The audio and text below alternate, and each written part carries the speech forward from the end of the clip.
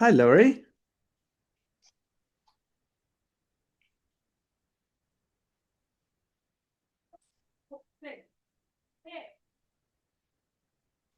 Can you hear me? I've renamed you. Anyway, Franca and Nigel. Hello, good to see you Oh, here. let me just put my camera on. Ah, there you are. Well, hey, Hey, hey, good to see it's you, man. working. Good to see you. How you I'm sorry doing? I haven't made any of these in the past few weeks when you've announced them, even though I put them in my calendar and hoped to be able to attend. So I'm glad to be able to attend this one. Ah, you're very welcome. You know, calendars, they're terrible. I just use them as procrastination devices. So I have one on my Mac and I just shift things across to the next day and it just goes on forever. So I totally understand. Yeah, I had to do. I'm a therapist. I had to do a presentation once and or a project, and I decided to do it on the subject of procrastination, given that's where I was in not starting it. As soon as I announced that that's what it was going to be, I actually had an energy for it because that's exactly what I was doing. And I started off the presentation, which is very true, which is that I started off by buying two books on procrastination. But did I get round to reading them? Yes. You know, it's funny because there's one of, I'm a drummer and one of my heroes is a guy called Benny Greb, amazing drummer. And I just got a book that I bought from him today about how to practice. And it reminded me of one of his favorite sayings that if you've got two frogs to eat, eat the biggest one first. Yes. Yeah, Just, quite. just Yeah. go for it, you know? Yeah, delaying gratification, isn't it? There was a chapter in Exactly. the road less traveled. Just go for the difficult things to start off with. Totally. Yeah. Yeah, absolutely. Mm. Franca, great to see you. Am I pronouncing it right? Sorry? Am I pronouncing it right? Yes, you're saying it Then correctly. It's join. Frank. Yeah, yes. Well, do you want to I'm finish it? here in Canada. No, no. Cool. Yes. Nice to see you. You too. I was out in Canada recently. Were you? Yeah, we were headlining a festival near Toronto. Mm-hmm. It was called the Druthers Festival, one of those tinfoil hat conspiracy theorists type festivals, and it was a lot of fun. Were you in Port Perry? No, I was in, and I've completely forgotten where it was. Isn't that awful? But it That's was okay. about an hour from Toronto anyway. Oh, Chad, I can You see. know what? Because I'm where I live, I'm about an hour away, northeast of Toronto, and I've heard of the that festival that you're talking about. So I think it was close to where I am. Yeah, it was a lot of fun. It's great Yeah. being abroad as a band because you get treated like proper rock stars. They think you're actually a bigger band than you actually are. So it was great, you know. So it Here, worked out. you get people with their fingers in their ears going, turn it down, and you have to pay for your drinks. Over there, you get accommodation, food, everything. It was lovely. Yeah, it Big was. rock star. Good for the ego. No, no, I have no ego about that, honestly. I'm too old to have ego about playing, but it was just nice to be treated nicely, by some great people. It was Wonderful. it was Well, cool. hopefully, if you come back again, I'll catch you in person. Yeah, yeah, we'll be over there in August, I think. Yeah, Oh, okay. doing it Okay. again. I'll keep an eye out. Cool. Cami, great to see you. Wow, first time on. Are you there? Hi, hi. Hey, Cami, how you doing? We've Yeah, kind of half known each other on Facebook for a long time, but yeah, I'm on and off carnivore. cool. And Joni, great to see you. Hello, good morning. Hello. I've got Tangi's here. Right, that's it. I'm off. Tangi can take the whole call. He's so inspiring. He's absolutely brilliant. He's incredibly eloquent. I'm not going to get a word in. I'm just going to go off somewhere else, man. Oh, what a welcome new year from Phil. That's cool. Thank you, man. Thank you. I like that. Yeah, and he's got no top on, for Christ's sake. I'm going to have to take mine off. It's a bit cold here, though, but look where you are. Well, this is New Year. It's the best time of the year here, so I'm enjoying it. I mean, I'm trying to enjoy it because there's a lot of things I cannot do, unfortunately. But anyway, No, I you will. haven't. I just want to say hello to everybody, first of all, and Happy New Year, everybody. Thank you. Same to you. Yeah, well, happy January anyway, because New Year's not really till April the 1st, is it? That's another thing they've lied to us about it. Yeah. Well, you know what I mean. I do. And Julie, Look, hello. I, I just wanted to ask one question to everybody before we start anything. Go for it. I wanted to know, because I was talking to Laurie this week. We got in touch a little bit and we talked a little bit. I wanted to ask you something, Phil, that's been in my mind and I've been asking around and I don't have an answer. Do you know anybody, you or any one of the other doctors, Shafi, Baker, Ken Berry, do you know anybody that had an autoimmune disease with a neurologic problem? So sclerosis, Parkinson, Alzheimer, peripheral neuropathy like I have and like Laurie has, and a lot of autoimmune, attack just the nervous system. Do you know anybody who actually got his nerves reconnected on carnivore diet after a month of carnivore diet? Do you know anyone that actually had a nervous reconnection that worked and that person got healed? I'm not talking about pain. I'm not talking about getting rid of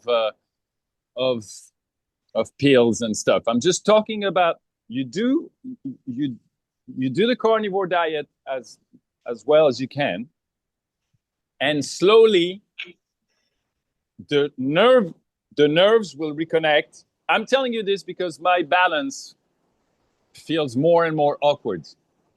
And I know I changed energy. I know I'm on pure, really hardcore carnivore, but do you know anyone that actually got healed? And have you talked to someone? Have you met someone maybe in Spain in your last retreat? It's a question I'm asking you and everybody else because I cannot find anyone, not one person in this world, that can actually tells me, yes, Tanguy, the nerve reconnects, but blah, blah, blah. And I don't know what to do. That's why I'm not losing hope here. I love the carnivore diet on my immune system and what it does on my brain and on my health and everything else. But I just want to know nerve-wise, because I'm learning that calming the nervous system is something, and the carnivore diet's effect on someone who has a nervous autoimmune problem is something else. And that's why I wanted to ask you and everybody else if anyone has a positive answer and knows someone that I could refer to and someone that could tell me, yes, Tanguy, it does work, or yes, Tanguy, the nerve reconnect, or yes, Tanguy, it takes time, or whatever. Okay. My answer is paleomedicina. They say that this takes the longest. Like if you get everything perfect, 18 months or so. Okay. To really reconnect stuff for things like MS and Parkinson's and things like that. I've seen paleomedicina say that things like what's it called, Lou Gehrig's, they can't fix it. It's the only thing that Sophia's ever said to me she's never seen improvement in. But it depends. All these designations that doctors give it. Although Jack Cruz told me, if you go completely carnivore and you do everything else right, and you are the only person I've ever seen in my life do everything else right, get in the sun, fuck everything else off, get grounded, do everything, and have a positive outlook and everything, then he said, even that can reverse. So that's not what you've got. So yes. Now the person I've seen with the best result ever, and I'm really trying to remember his name because it's ages since I looked at his case, but he was on one of the testimonials on a Facebook page or website, I think, called Zero Carb Zen. He had a strange name. God, it'll come to me at some point during this call. But he had really advanced MS, and he fixed himself by eating a load of fatty lamb every other day. And that was a case I saw ages ago. And he was 100% fixed, even more, because he ended up more muscly, more athletic, everything. Any time period? Like how long was it? What was it? Can't remember the time period. But I'm gonna. What was this? God, it's just on the tip of my tongue. I want to talk to someone who actually got fixed, and I want to talk to Yeah. someone who's going to tell me, because I'm eating plateaus, and I'm pretty sure that everybody who's in your group in Substack eats plateau. We all eat plateau where the flare comes back, and when the hope just comes down, and then we crash on the floor again. But I want to be able to talk to someone, and that someone tells me, yes, something happened after a certain period. And this is what happened. This is what I felt. This is because I'm talking nerves here. I'm not talking muscles or tendons or. No, I know. And it's the slowest to heal, because most of the people I know are with rheumatoid. And it's very obvious with rheumatoid when you stop the progression, because the pain stops. Yeah. But it's not so obvious with MS, because things can go kind of strange in the meantime. There's no proper joint agony, stuff like that. So when the progression has stopped, it's harder to tell, so you don't get so much confidence. So most of my people are kind of rheumatoid or IBS or stuff like that, and it's kind of obvious. Okay. But in case if you meet someone, if you ask Anthony, or look under his videos where he's put up his MS protocol. Yeah. Have you tried that and seen the results? I've seen them. I've seen one. It's Renee, and I talked to Renee, and I called her, and I told, tell me about what's going on, and Renee told me it's my pain that disappears. So now I'm off the meds, and I'm walking around the house. That's not what that to me. To me, this is healing for someone who's in pain, but this is not healing to become normal walking again. But you also want your athleticism back and stuff, You got some big goals there. It's passion. I know, but it's Parkinson. Do you know anyone that got healed on Parkinson? No, not personally, only anecdotes, and I've heard quite a lot of them. That's it. I want to know someone. I don't want any anecdotes. I know. No. But the anecdotes lead to people to talk to. I mean, my main focus is the rheumatoid thing, so I have a lot of them, and then I can connect people and this and that. But it's the with the nerve stuff, it can be really slow.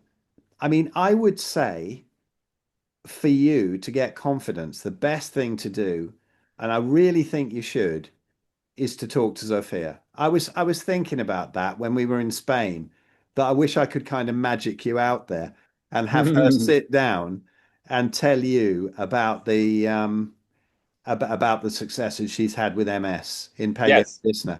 Because I mean, most of the time we spent running around catching geckos and trying to get them to bite Mary Ruddick.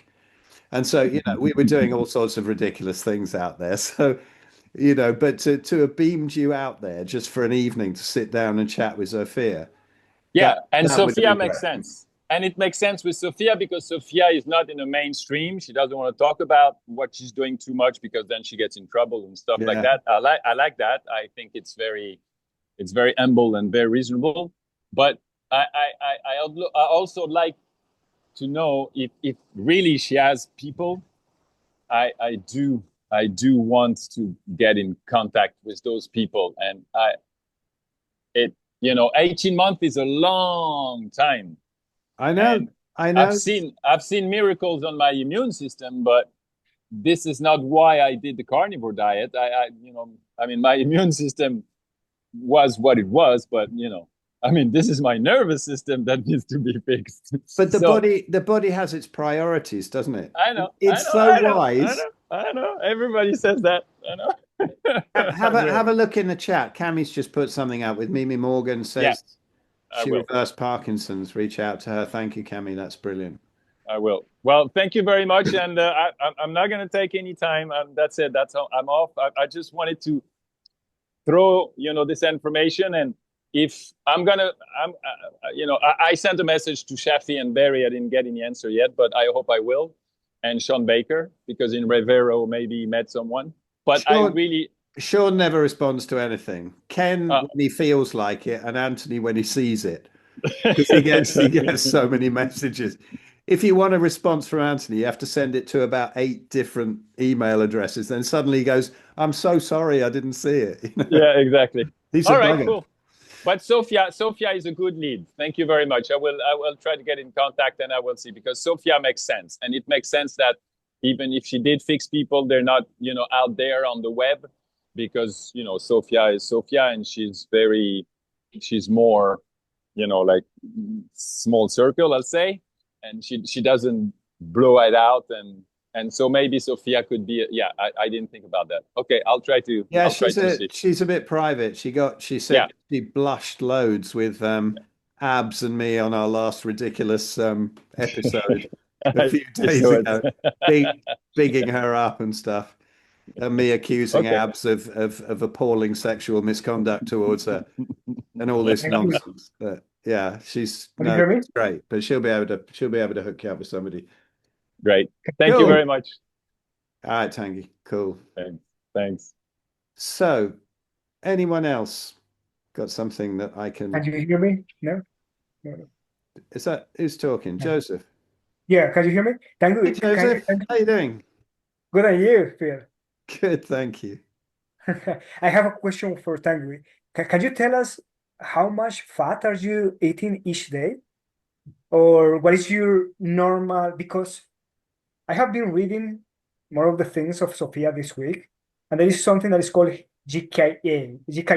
That is this measurement between the glucose level and the ketones. So if that number, the division is less than 1, is what they said is the best one for multiple sclerosis or Parkinson or Alzheimer's. Neuropathy. Did you measure that one? Did you measure the blood glucose and the ketones every day? Well, I did what Phil told me and Shafi told me, and like it's very important to eat a lot of fat, especially if you have neuro problem, and the fat is important. Then you have to put at least 30%, maybe more, and stuff like that. But something happened to me. I had a very, very, very bad stomach problem. I don't know if it was constipation, and then it became diarrhea. It was the whole mess, okay? And I stopped completely the fat for about 4 or 5 days just to get back on track with only mincemeat. That's it. That was just mincemeat 2 times a day, 500 grams. That's it. That's all. And my whole body got back on track in the space of 3 days, and I was in perfect shape, and everything was fine. And I found out that the fat was actually a complement, the same way as liver, as pork, as fish, as anything else. Actually, that's what I found out on my body. And this is why, Joseph, it's hard for me to answer you in a permanent answer, because I feel that when you are doing the carnivore diet, and especially at the beginning, there will be a lot of up and down, and there will be a lot of adjustments. So you might feel that you need, let's say, 100 grams of fat one day, and you'll be okay for maybe a week, maybe a month on 100 grams of fat with your steak. And what I felt is that this 100 grams of fat might be way too much, and you're going to have a huge diarrhea at some point, and you're not going to understand why. And if you stop the fat, everything stops. Now, Phil will explain to you why a lot more, because he's more into that than me. All I can tell you is my own experience is that if you do listen to your body, and if you try to give your body what he needs at the time he needs, as long as you keep the ribeye, or the mincemeat if you want, or the lamb, or whatever is your base, everything else changes and fluctuates so fast. It's crazy. Now, I know I'm in excess and I know I'm crazy and extreme, and Phil will tell you I'm trying to do everything, out there as good as possible. But I can feel that the body will not go further and faster, even if the diet is perfect. So my answer to you is try 100 grams of fat. If you go to the bathroom and you have very liquid diarrhea, then definitely too much fat. If you stop the fat and you get too constipated, well, then maybe you need more fat. But you need to make sure that your body is adapted to the carnivore diet. And it can take, I know for me, it's been 5 months now. And I'm still trying to adapt myself. So I cannot tell you to do that for sure, and it's gonna just keep it there. Just try it out, and if you feel your body takes it, then maybe yes, you do need fat. If you have some pain, if something is going wrong, I used to take pork, and I had to stop pork for about a week, and now I'm back on pork because the pork actually played with my bile, and the bile got completely disturbed because of the pork, and I had no idea. And so now I stopped the pork and I'm reintroducing it as a tool, and it actually works and it's perfect. So you've got some great pork there though, Tanguy. Yeah. I'm lucky. I have to admit I'm lucky. But what I'm saying is it's not something I'm going to keep on my food or leave it there. The only thing is mince. The rest, the fat, the pork, the liver, the heart, the organs, the whatever to me, it's just tools that you're gonna add on, and if it works, keep it. If you like it, eat it. Some people hate liver, some people love liver, but the problem is liver is very, very toxic because it's very dense in vitamins. So if you take too much, you're gonna poison yourself without knowing it. And when your body knows the difference, it stops. That's what I felt. But Phil will give you more information, I guess, on the fat and what to do and etc. But I feel that it keeps on fluctuating all the time.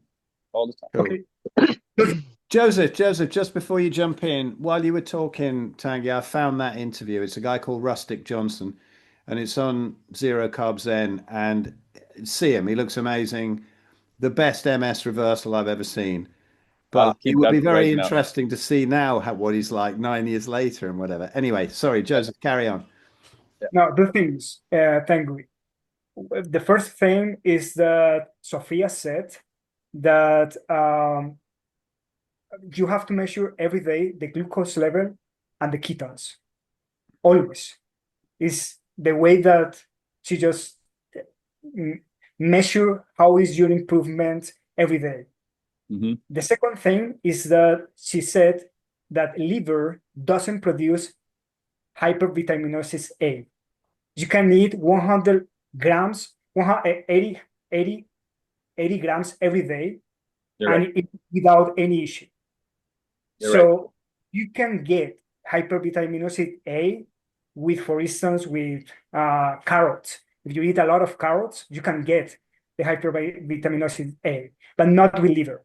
Because liver has, I am not a chemistry, okay? My field is from computer science, so I am not really good on this. But my understanding is that the way that the vitamin A is on the liver is different. So your body can just handle this high amount.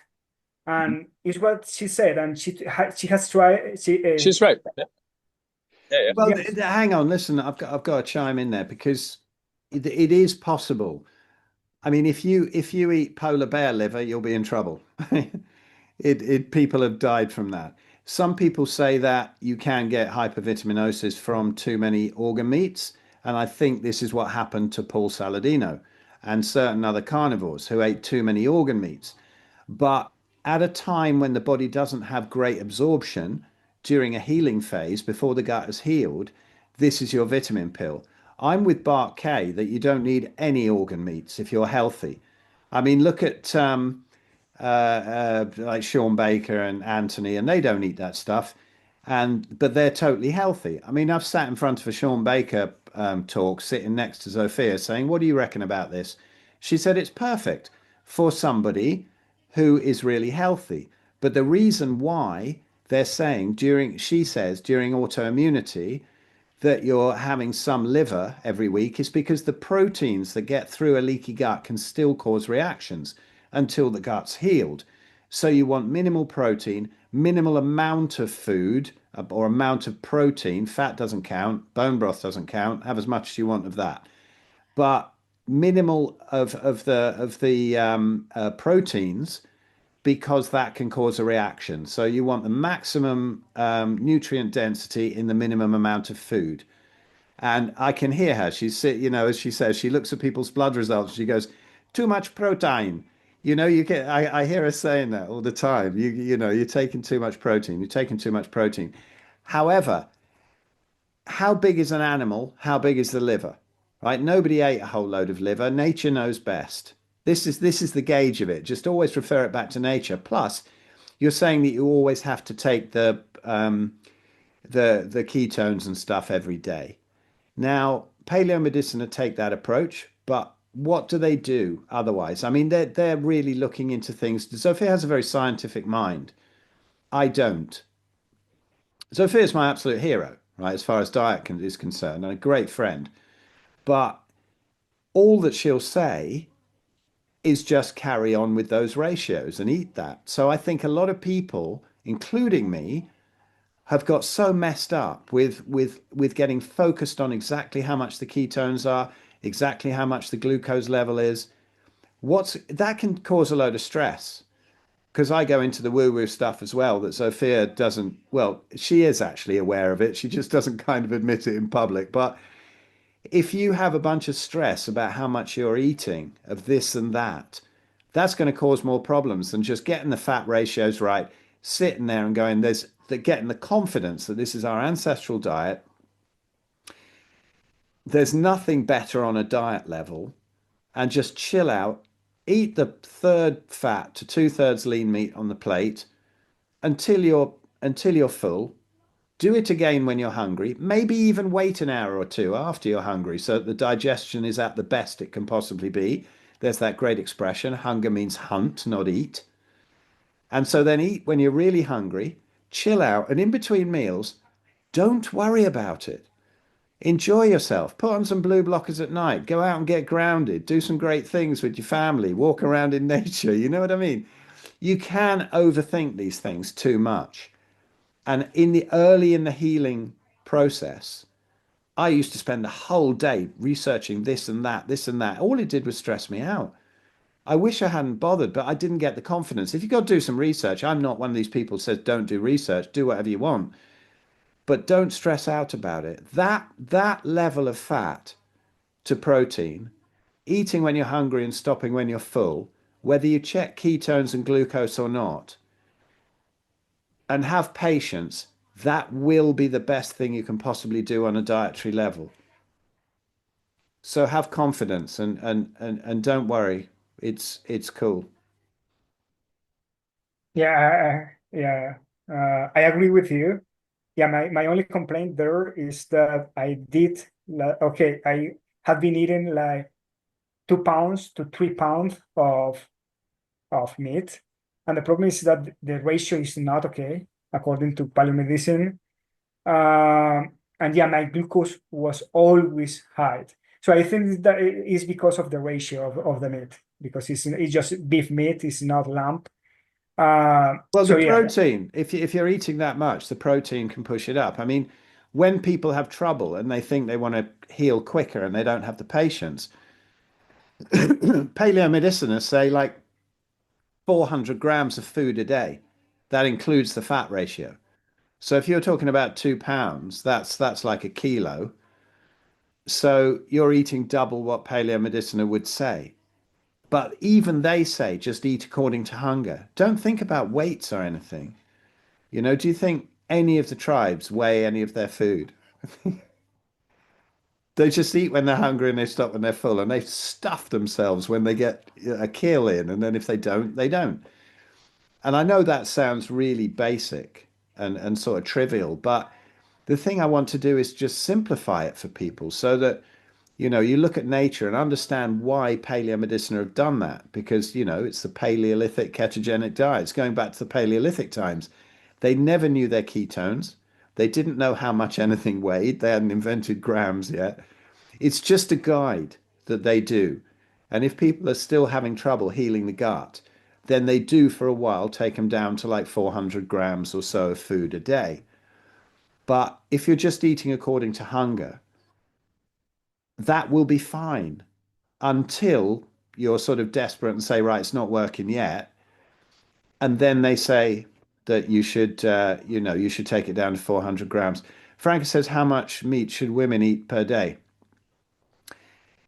However much you're hungry for, Franca.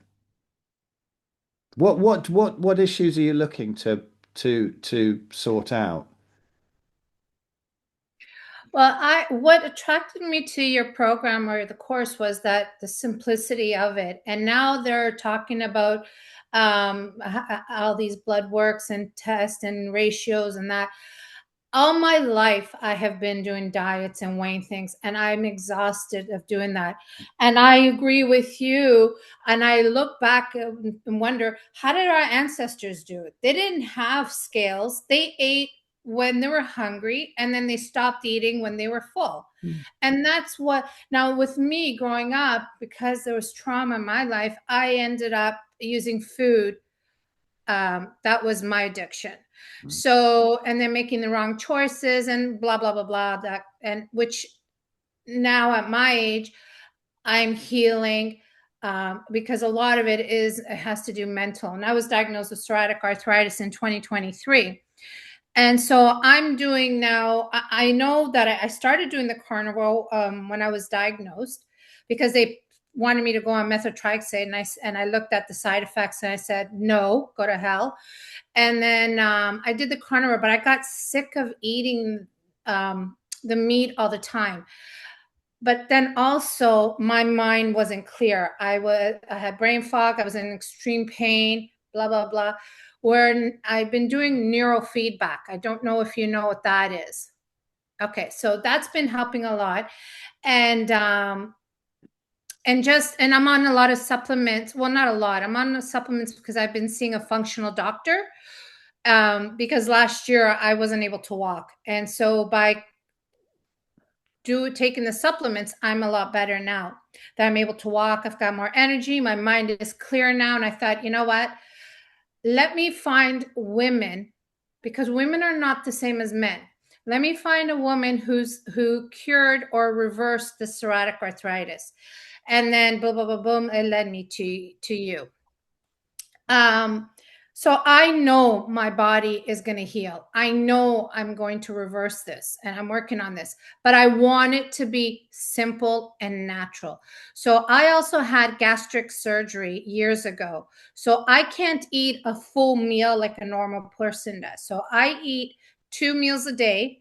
I'll have my coffee in the morning with butter.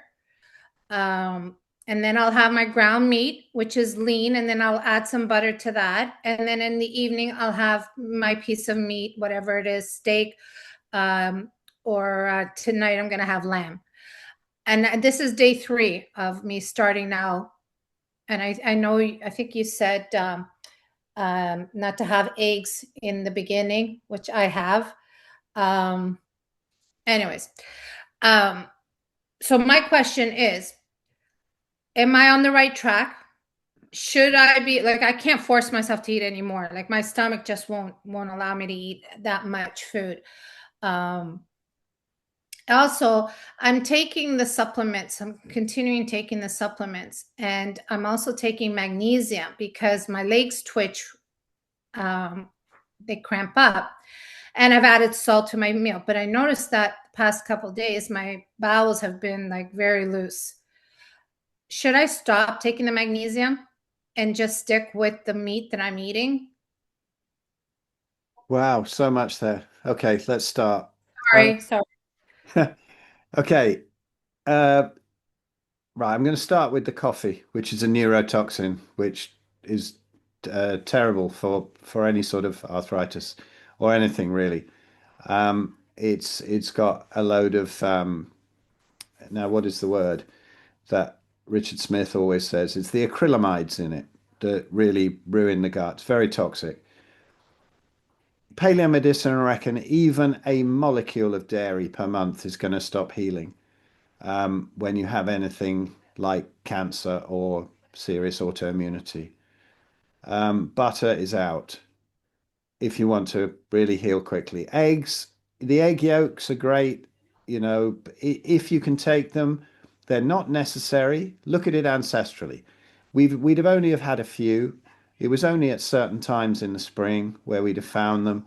Our main source was meat. Theoretically, the yolks are great. The whites are very inflammatory.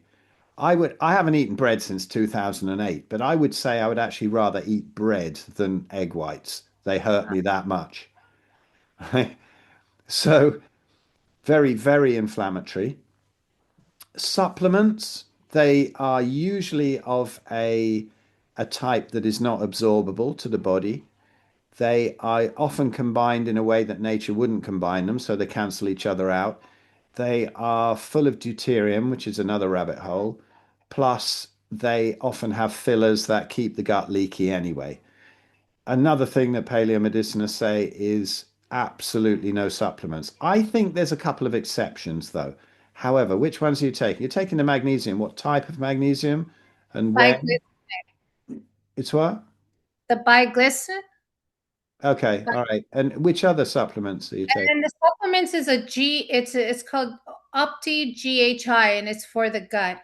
And I was off of it for 3 weeks, and the pain started coming back.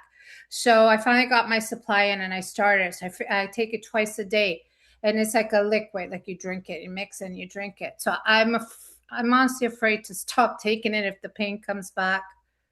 Okay, well, you can save money on three things there. You can save money on that if you cut out the coffee and the dairy.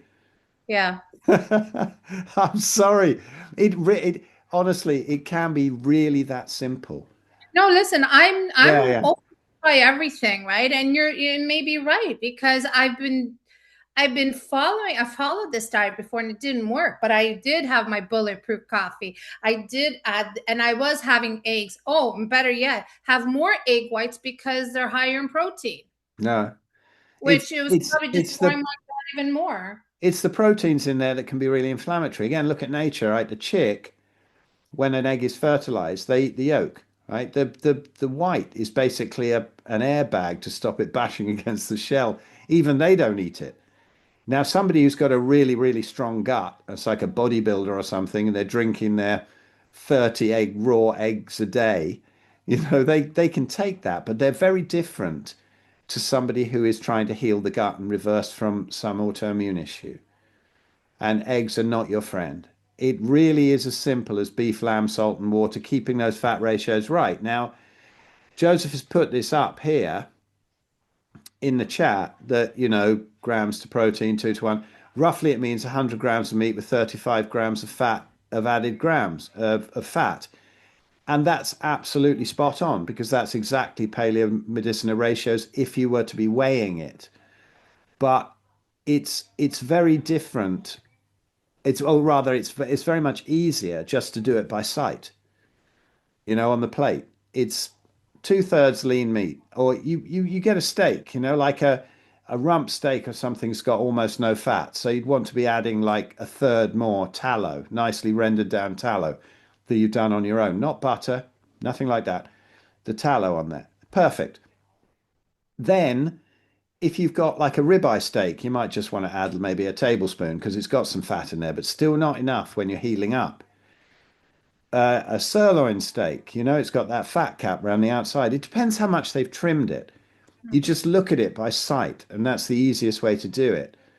Because, then however much you're eating before you're satiated, as long as the ratios are right, then that's great. Your body is your best doctor, not me, not paleomediciner, and certainly not a rheumatologist. So, your body will tell you when you've eaten enough. And it's honestly as simple as that. I mean, if you've had that kind of surgery, there's going to be some limitations because, as you say, you can't eat eat that much at once, and they tend to block off the certain part of the stomach that produces the leptin. So your leptin signaling is going to be off, which is the excuse me, the hormone that tells you when you're full.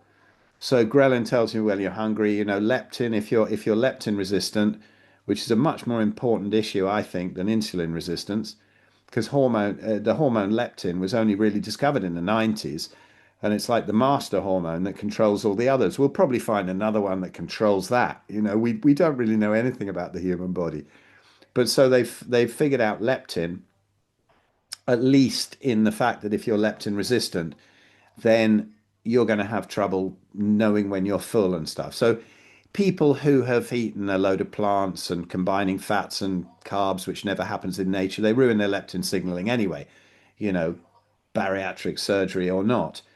And so then you've got to get over the leptin resistance because, as you can eat a steak and you're full, but you could still eat an enormous amount of Haagen-Dazs or something like that because that bypasses the leptin signaling. So, and the supplements are just not so bioavailable. Your supplement is liver, bone marrow, liver, the real dense organ stuff. And then you can you can go without any of the artificial supplements. Honestly, save your money. We just cleared out our kitchen, and I've done it before actually, but I couldn't believe it. We cleared out a load of things, and even I get stuck in it. You think, oh, I'll just try this one thing, that one thing, now and again. And we filled up about 3 bin bags of various things, but a lot of it was out of date supplements that had gone out of date about 6 years ago that we probably bought 10 years ago. And, I look at all that and I think what I spent on that, I could stock up the 2 freezers that we've got in the garage, plus the freezer we've got in the kitchen with really good fatty meat. So don't bother with it, honestly. We just need to eat fatty meat and have patience. It is honestly that simple, I promise you. Promise you. So if you don't get enough fat, your body will tell you by being constipated, and then add more fat. Yeah, Is yeah. that Constipated, well, you won't actually be constipated. It's not quite like constipation when you're on carbs. It's a different thing, but a little bit, it can happen, but it will also tell you because you won't have enough energy. Mm. The other thing is, I noticed that when I was doing it, I wouldn't go to the bathroom for like 2, 3 days, Mm. but I wasn't constipated. Does that make Yeah, sense? Yeah. So totally. that's okay. That's health. That's totally fine. That's okay. I mean, some people don't just go about that regularly. I go every day. But then again, I've always sort of tended towards the other side because when I was veggie, I'd go about 6 times a day. So, once a day for me, but other people, they go once every 2, 3 days, no problem. As long as there's no pain, no bloating, nothing like that, it's not constipation, it's just normal because everything's getting digested. And so there's Right. not so much waste. Joseph Right. said one every 3 days here. It's totally Mm. normal. If you're eating those fat ratios, and you've got that going on, that's fine. If you're getting the runs a load, then probably back off the fats a little or have patience. But seriously, everybody here, I'm going to go into a bit of woo woo. If you do have trouble digesting fats, really please consider a liver flush. I know, I've been on Sean Baker's podcast where he looked at me like I was mad for even suggesting them. It's the only one thing of sort of 1,000, well, 999 other useless things that I did when I was vegan and veggie to try and heal. But liver flushes do work. And on my Substack, I've got a carnivore protocol for it. And my friend Eris, who does the sound for my podcasts and great musician, great friend, and does all the sound and stuff at the Spanish retreat, and he's great. And the first time I ever met him in person, he came running around the swimming pool in Spain. He gave me a hug and he said, I had such trouble digesting fats. I did one liver flush and now everything's sorted out. Now that's rare, but it was great. That was the first thing he ever said to me in person. And these things really do work.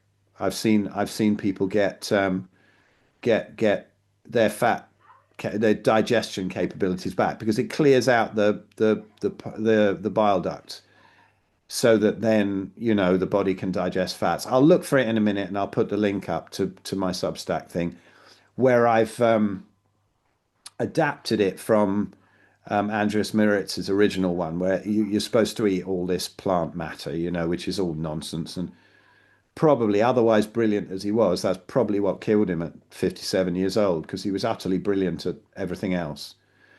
But I would give it a try. I've seen it do some amazing things. It's a crazy procedure, and don't plan on doing anything the next day because you're going to be really have to be near a toilet for the what we call the Armageddon stage. But the stuff that comes out, it's kind of interesting, and you think, yeah, that's better out than in, but it can really improve your bile flow. Joseph, how to know whether you need to do the liver flush? Several things. If you're having trouble digesting fats, if you've taken a load of medications in the past, or tons of plant foods that might clog up the liver, anything to do with that. I mean, it's a harmless procedure.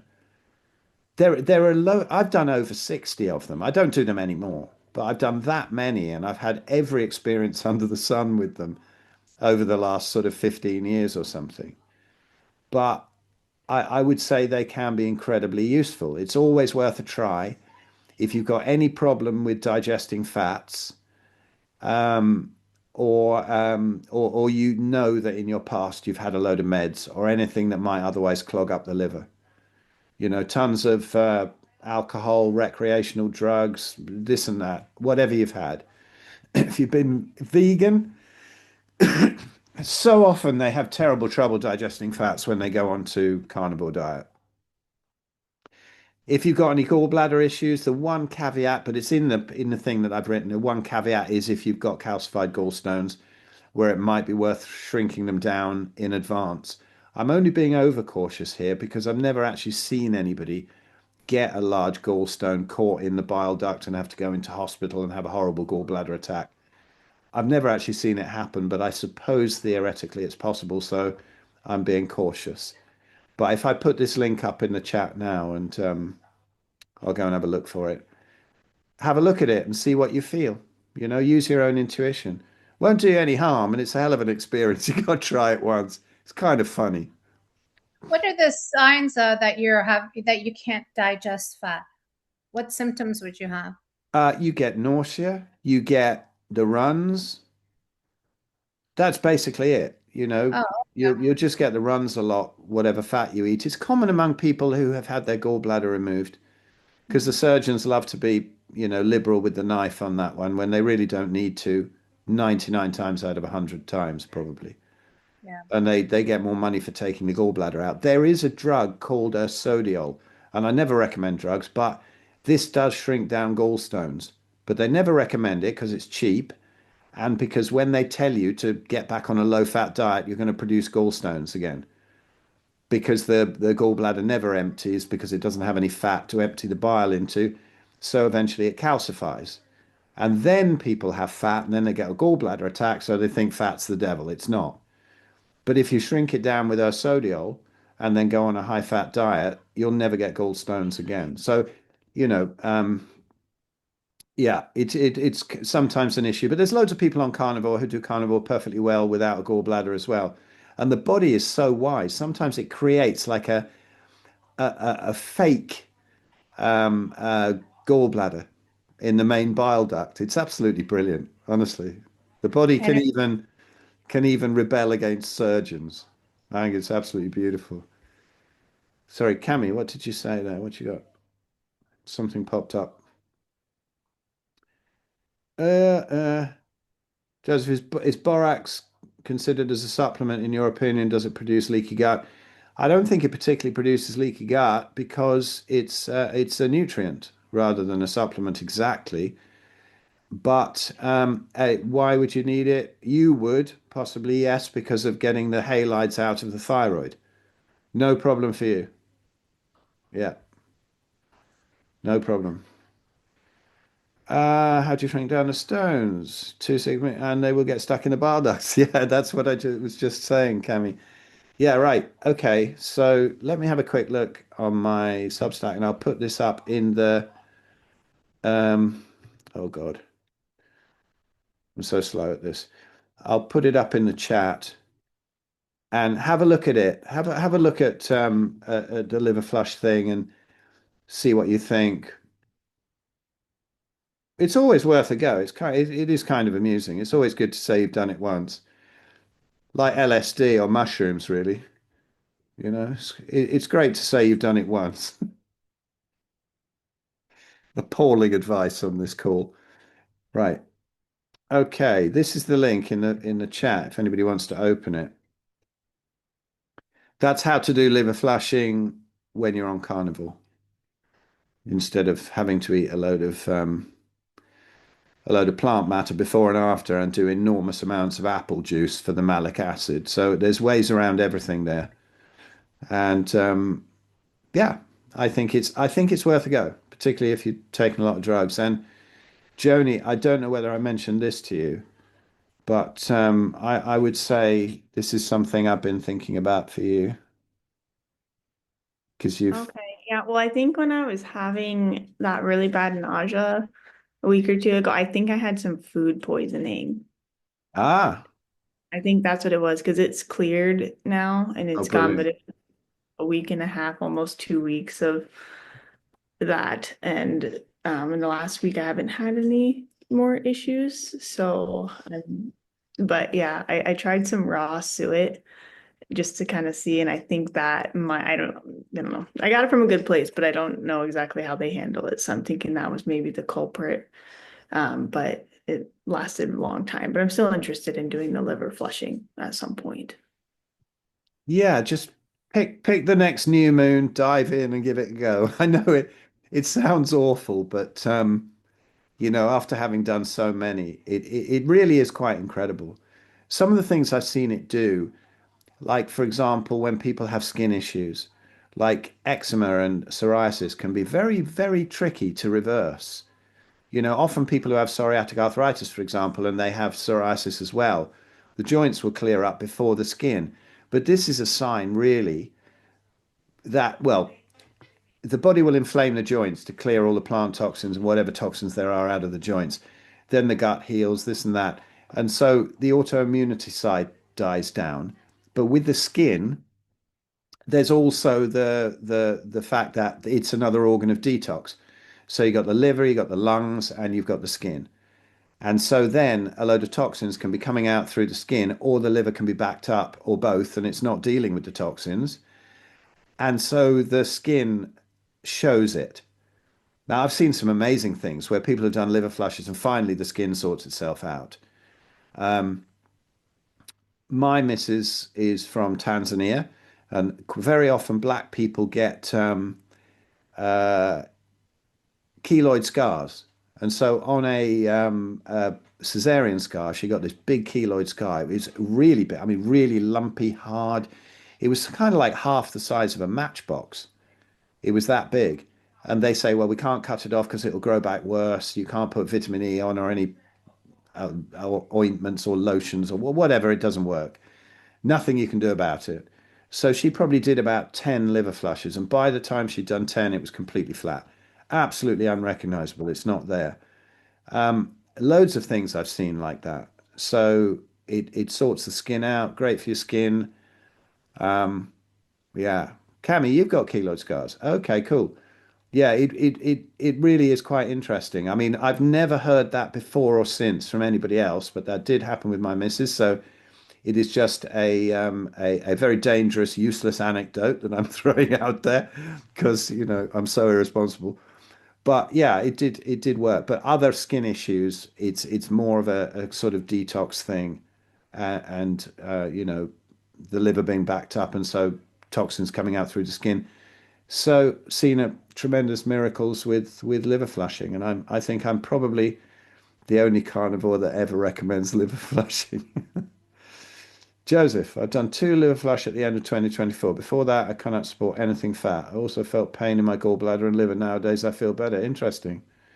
Yeah. So, Joseph, what came out? Give us some graphic details. Was it just the kind of green ones, floaty ones, or did you get any solid calcified? Just small ones of green ones and yeah and yellow ones. Right. Cool.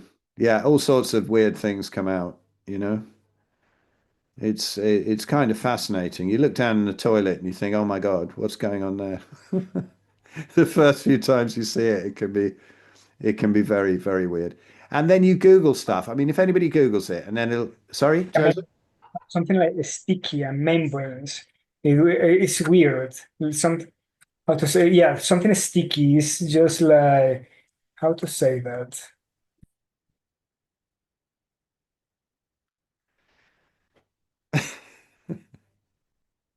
Yeah, I'm not sure how to describe it. Yeah, Yeah, but yeah. so Well, all sorts of odd things can appear. Definitely. Membranes, cami, yeah, who knows? But so, Frankie, you've got plaque psoriasis all over my back and arms. I'm going to go to the liver deep. Yeah, give it a go. It's well worth it. I mean, the thing is, going back to our ancestral diet will probably heal all these things up in time. And I can hear Sean Baker on my shoulder saying I'm barking mad, but he's never tried it. Sophia will say you never need anything like that. But the results I've seen on it are incredible. I think in certain cases, and I don't recommend it to everybody, but in certain cases it can be a real game changer. I think the main focus for anybody with autoimmunity is to heal the gut. And I think that swallowing a load of Epsom salts and olive oil and grapefruit juice on that day is probably not great for healing the gut. However, for a lot of people, the benefits can outweigh any of the downsides. So, but if your gut's strong, it's not going to do you any harm at all in that time. So, I've never heard the worst the worst things I've heard of and experienced are uh, a bit of nausea around 2, 3 o'clock in the morning, or pooing the bed. Be careful, it can happen, that your bottom will not be stable during that night and in the morning. So never trust a fart, as they say, after a liver flush. But yeah. Nigel, hello. Can I explain the new moon thing? Um, it's just that traditionally the body does more of its detox time around the waning of the moon and around the new moon time. So I've seen liver flushes work at all moon phases, but traditionally you do them around the new moon because that's the time where the body naturally detoxes. That's basically it. Well, can I just add to that because it's already a little bit of a scary thing to do it, but then to get the timing right, knowing that you've got to have a day or so when you're free, Mm. and then add in the new moon to it. If you've got I already a know. busy calendar, it makes it even more scary. But so I just wanted to know how important the new moon thing was, and whether it's worth experimenting at any time where you have some days free, or does it really strictly have to be around the new No, moon? no, it doesn't. I've done it at all moon phases. I have found it more effective on the new moon, or at least during a waning moon. So, don't do it if you can bang on a full moon. Try and do it, in that phase of the moon where it's getting smaller, a waning moon. Try not to do it on a waxing moon. But even if you do, it pretty much does the same thing. I'm just saying the tradition of it, so don't worry too much about that. Or even the malic acid thing. I've done very successful liver flushes without doing the malic acid as it comes, as you're coming up to it, which is the phase of the liver flushing that is supposed to um, soften any stones at any part of the body. It still works without it, but if you want to do it perfectly, then yeah, some apple cider vinegar leading up to it, or some malic acid powder, and then do it on the new moon is the traditional thing. But it's the whole thing is really just fasting a couple of days before to back the liver up with the bile, opening up those bile ducts with the Epsom salts, which used to be called liver salts, right? And then presenting the digestive system with an enormous amount of fat by drinking the olive oil. So the liver and the gallbladder panics and goes, "Whoa, we've got to digest this," and then flushes it and then with that bile coming out, then whatever's in the dilated bile ducts comes out with it. That's the theory of it. So, whether you're softening them up with the malic acid or doing it on a new moon, probably not so essential, but it's just opening those bile ducts and flushing them out. And you'll Google it and they'll say, oh, those green things that come up, it's all to do with just saponification, making soap from the stuff that you've had, the olive oil and the Epsom salts. But then explain to me why sometimes you have almost nothing coming out and sometimes you have thousands.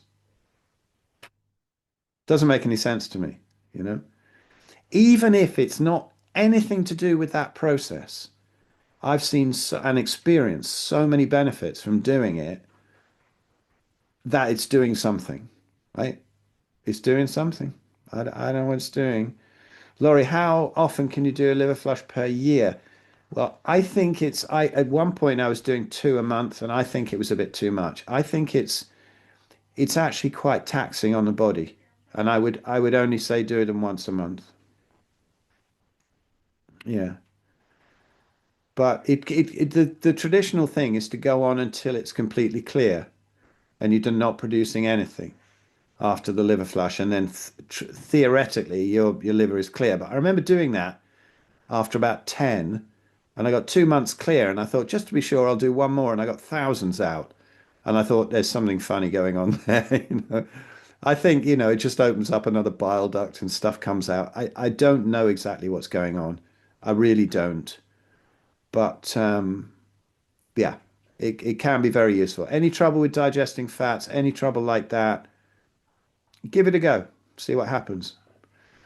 Report back. I mean, when we were doing, I think it was the beginning of 2023, and we were doing the Big Fat Challenge, we had a load of people decided to do the liver flushing.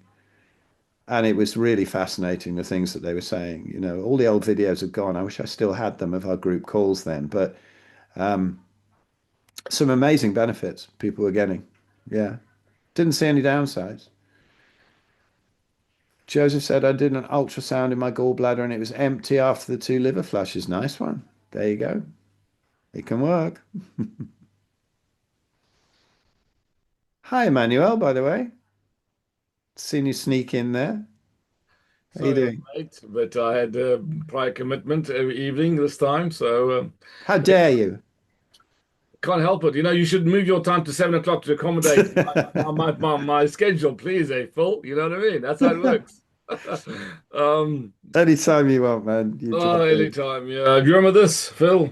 I do remember that. Yes, Does it bring back memories, good or bad?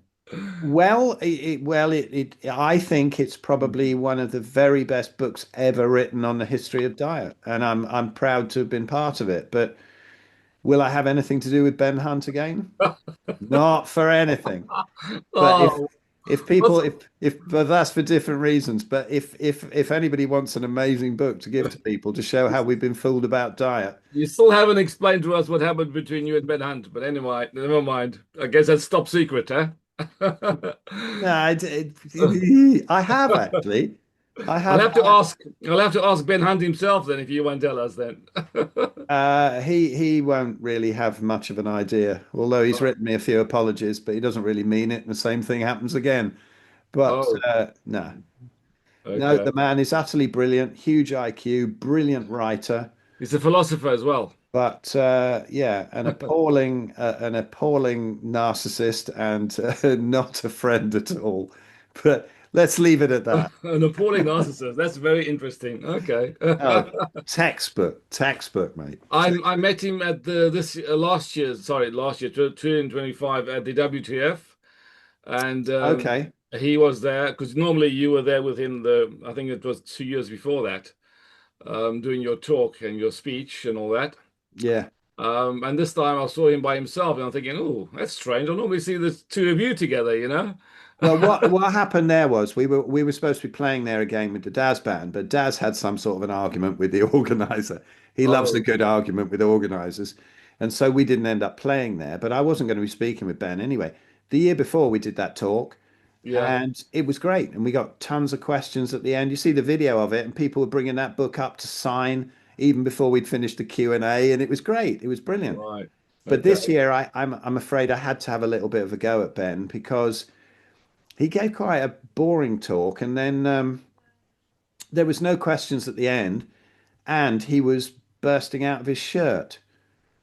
And What do you I, mean by that? well, Bursting out of his shirt. his stomach was expanding, and I had to say to Oh, him, I do have it on good authority from your last couple of girlfriends that you're now on a pork pie and tiramisu diet, and I did say that Ben, perhaps you might have some visceral tiramisu there, and that you're bursting out of the shirt. wow, But that's I'm not very serious, and I'll be kind of easy and take the piss a bit like that. I won't do the sort of stuff he's done to me. But yeah, no, the right. guy's He came with his doggy, or dog, you know. well, one of his many dogs when he One moves of his, from one dog to another and throws another dog right. away, like friends and girlfriends. Did you Anyway, listen to his? stop! Don't get me going on about No, that. just wait. One more question quickly. Did you listen to his speech at the WTF? I flicked through it, and it You was went okay. I wasn't inspired. You weren't inspired. Okay, that's fine. Fair enough. Okay. All right. Thank you for that. He's now in Australia, apparently. Anyway, sorry. Yes, I could go on for about 20 minutes on why that's. The reason why I'm mentioning is because I have the big fat challenge, okay, and the site keeps breaking down, okay. So I had to message him, okay, and he said, "Oh, you'll look into it." Um, Well, I don't know. Listen, Emmanuel, I have given Ben everything back that we've done together. The have Big you? Fat Challenge, the books, even if they make millions, I want nothing to do with them. I've given it all back to him, signed it all over to him. Oh That no, that might demonstrate to you how much I don't want to speak to the guy ever again. that does because I thought you were still getting royalties from the big fat challenge and all that. No, I, Obviously I, not. I don't want anything to do with him, mate. Oh Nothing. my gosh. That's Well, it. there's no point asking you to get the site back up again because apparently I can't get into the site now, having paid for it and everything. But never mind, I'll have to see. No, that's all down to him, and he moves from one thing to the other, and he just Okay. forgets about other things and leaves people stranded. Typical behavior. Oh, But okay. anyway, listen, we're not here Thank for you. that. We're Thanks for not that. here for All that. right, that's fine. But I still like this book, by the way. It's very good. It is brilliant, and he Yeah, is it's very brilliant. good. Yeah, Yeah, it totally. is good. It is good Yeah, book. just don't make friends with him. That's all. I'll tell him you said so. No, no, I'm joking. I'm joking. Tell him what you like, mate. I No, don't no, care. that's right. I've said it all myself. And this is another one that you like as well, you know? Yeah, yeah. Natasha's one, right? Yeah, your Yeah, friend beautiful. Natasha. Yeah, And great this stuff. one. And also this one. Oh yeah, yeah. Natasha's books are fantastic. Yeah. Yeah, even though you and her fell out, but never mind.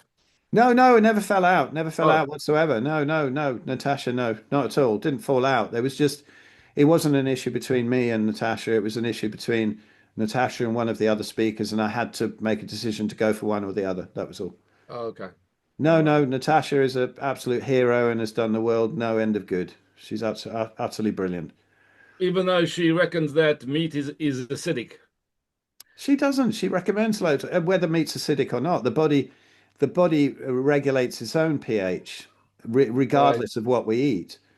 That's right. not what happens at all. I mean, you can temporarily change your digestive pH rather, by swallowing a load of bicarb of soda. But why would you do that? Because Well, hang on, hang on. I had gout about 3, 4 weeks ago. Gout, okay. And Dr. Berg suggested that if through one of his videos, YouTube videos, to take bicarbonate of soda in water, okay, to ingest it, to drink it. It did help a little bit, but what I did is I mixed bicarbonate of soda with a bit of castor oil, and you rub it on your toe, and that seemed to have helped. and also a castor oil compress, as recommended by Barbara O'Neill. But Oh, okay. she also says that meat is acidic, and you mustn't eat meat, or you must at least have a very little meat and then vegetables and all that stuff. So you have, as I said to you last time, these health gurus say one thing and then they contradict themselves, say another thing, and you're just like, where are we going now? Ignore the health gurus and look at nature. I mean, castor oil, it's an interesting one because yes, it can do some quite interesting things. However, what you're doing is putting a compress on of something that contains ricin, that is probably the most deadly plant toxin there is, and which Russian spies use to tip their umbrellas and jab into people and kill them immediately. But it's anti-inflammatory. Oh, is it really? Well, I suppose you can't inflame when you're dead. So, No, ricin is anti-inflammatory in its properties. Is that not correct? but why would you? Well, you don't want to reduce inflammation. You do, because your gout is it's painful. Yeah, I know, but gout is basically it's usually an oxalate issue. It's an oxalate dump issue. And so Uric acid. the oxalates come out. Quite often people get gout like they get kidney stones Yeah. after they go keto or carnivore. And they go, "Oh my God, the meat's caused it." No, it hasn't. It's just allowed the body to flush out those toxins, and it's going in to inflame it. There's a beautiful explanation from Natasha Campbell McBride on my podcast that I did with her. First 20 minutes on there's no such thing as bad inflammation. And it's such a good thing to really get into your head because if the body's inflaming, it's clearing out toxins from a certain part of the body. You've got to find out why that's happening, and then get rid of the root cause and allow the body to inflame. If you're just using some plant medicine or pharmaceutical that is anti-inflammatory, you're just driving the problem deeper into the physiology. I know it hurts like hell, It but does. this is very common. Don't look at Dr. Berg for for, Why? for gout. Look at Ken Berry's videos on gout, Oh, and okay. they'll give you a proper rundown of it. And because quite often people get flares of it, uh, and then the flares get smaller and smaller, and then they go away. Hmm. It's down to the plant toxins you put into the joints. And then they go, "Oh, you got high uric acid levels." Hmm. Uric acid is an antioxidant. It's a great thing. It's like cholesterol. It's the paramedic at the car crash. It's not the cause of the crash. So people go, "Oh my God, your uric acid levels are high. We've got to bring those down with this drug." And then the inflammation goes away.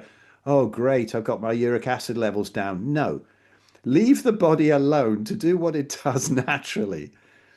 And the uric acid is there to help with the detox of the oxalates and whatever's going on, the lectins and whatever else is in the joints down there.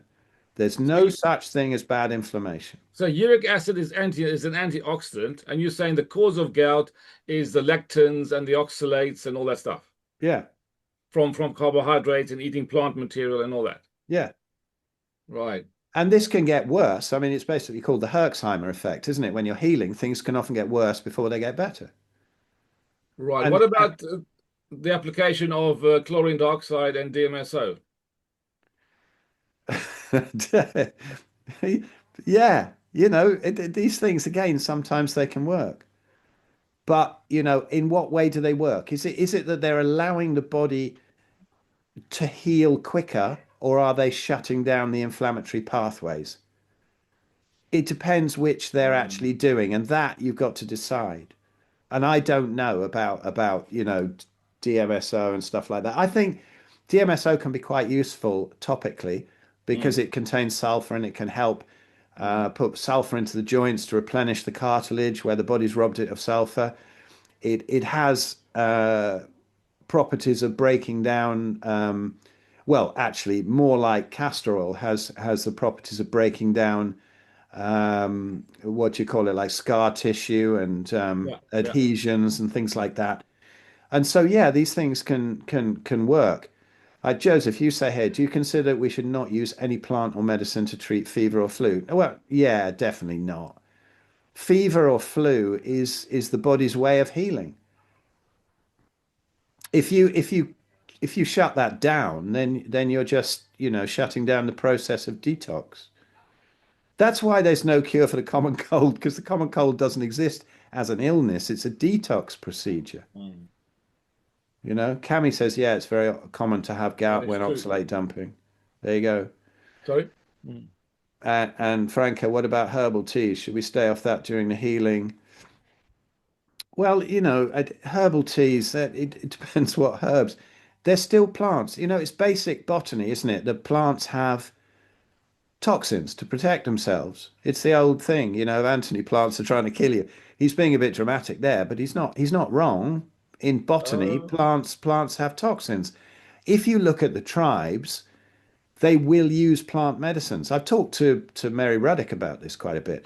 They'll use plant medicines, but more often than not, it will be topically to get rid of some sort of infection or something like that, or whatever they use topically.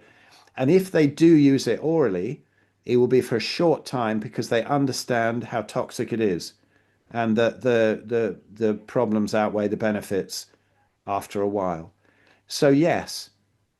What about babies? How to treat their fever and flu? You know, it's very scary, isn't it? When you get a kid with a really high fever, it is terrifying. But the medical community have told us that it's really scary and that you mustn't let it run. But yes, I mean, with my son, when that happened, we would put him on some kind of a cold pad when we got a bit scared. But if you bring down the fever, then you bring down the body clearing itself of whatever it's doing. It's very rare that a fever actually kills people. It's something else that's going on in there where the body's just so overwhelmed with toxins. And if you're feeding the kid right and it's just getting in a little bit of environmental toxins, this and that, and every now and again has a fever, don't even worry about it. I don't panic anymore at all with my kids. In fact, I can't even think the last time they had a fever. But no, fevers are very important. In fact, quite often when people have very, very fast cancer remission, you find that they went through a night of enormous fever, and then suddenly the fever broke, and then the tumors disappeared.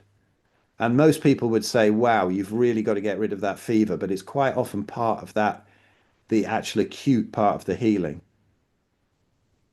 Calendula for skin. I don't really know about calendula, but but then whatever's wrong with the skin is usually um, a symptom of what's happening inside. Because the skin is that detox organ. Again, we get back to the liver. If there's something wrong with the skin, it's much better to clear out the liver and then eat foods that don't back up the liver, and then the skin issues disappear once the toxins have come out. So calendula, I don't know. I mean, I put even coconut oil. I don't really want to put it on anymore. We just put tallow on, you know, tallow on your skin, and that's it. If you need some kind of hydration, because I find that sometimes, winter and being inside and central heating, and we're not in such a natural environment, it can dry the skin out. After a shower, I just put a little bit of tallow on my forehead and here, and that's it. Done. Castor oil. Castor oil. No, man, don't, it's Yes. no, Softens, moisturizes your skin. no, no. Beautiful. Are you made of castor oil? It's a look up Joachim Bartol's article on castor oil. All right. Again, it's ricin, mate.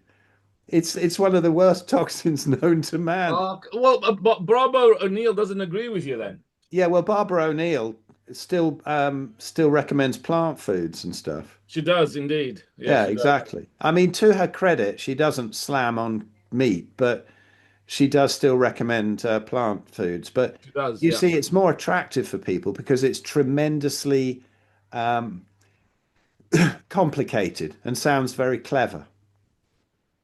So I could go on about all the different Ayurvedic theories of which plants balance which dosha and which ones work in combination with other ones and which ones.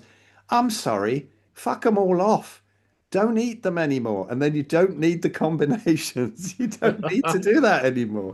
Oh, swearing on the podcast, eh? Okay. Swearing on a podcast. I have to hold myself. You want to hear some absolute total nonsense with no filter? Listen to Abs and Oh, mine. I listened to Abs, you and Dr. Abs. Oh my God, that was really funny. I haven't listened to all of it, but yeah, it was really funny. Is that what you Yeah. guys do in Spain all the time, just to do those pranks on each other? That's really Yeah, it was a load of nonsense in Spain. It really was, and it's going to carry on next year. It's going to get worse and worse. I'm sure we're both thinking of ideas. It's going to be worth going to Spain just to see what was going on. Apart from that one person who said we didn't pay all that money to see Phil and Abs behaving like 12-year-olds. But I think everybody else had some fun with it. It was Okay. it was a laugh. Yeah, Cami, I've looked into this, where you say there's no ricin left in the oil, apparently though, but still it's a plant oil. I've looked into that because I remember it was funny actually, because the year before Anthony gave a talk and my missus has had a load of benefits putting castor oil packs on her thyroid because she had Graves' disease to bring down the thyroid, and it has worked. But in what way is it working? It's her own experiment, so I'm watching. It's very interesting.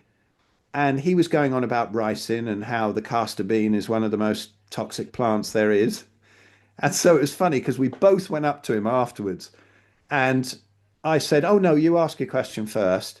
And she said, "Well, what about castor oil?" And I had exactly the same question. We both had the same question. And he actually said, "I don't know.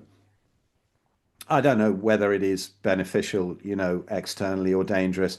Cami makes a very good point here that there is no actually they say there's no ricin, but if you look into other sites and other explanations, they say it's greatly reduced. But then again, maybe the ricin in small quantities has that effect of doing certain good in a short term. I mean, doing a castor oil pack here and there or putting some on your joints now and again it's not going to kill you. It helped But with my arthritis. I mean, yeah, my gout. apart Yeah. from what? It helped with my gout. I believe it helped with my gout, the castor oil compress overnight. Yeah, but it might also have freaked the body out where it had to just get rid of the ricin because you'd poisoned it in another way.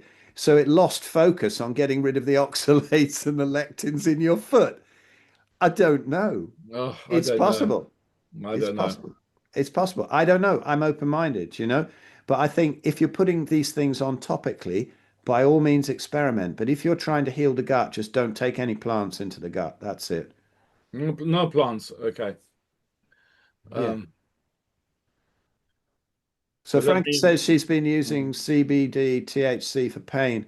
I think the CBD is overpriced and overrated, but I think that the proper THC stuff, like the Rick Simpson oil, can be really interesting as a plant medicine. I think it's one of the finest plants there is out there.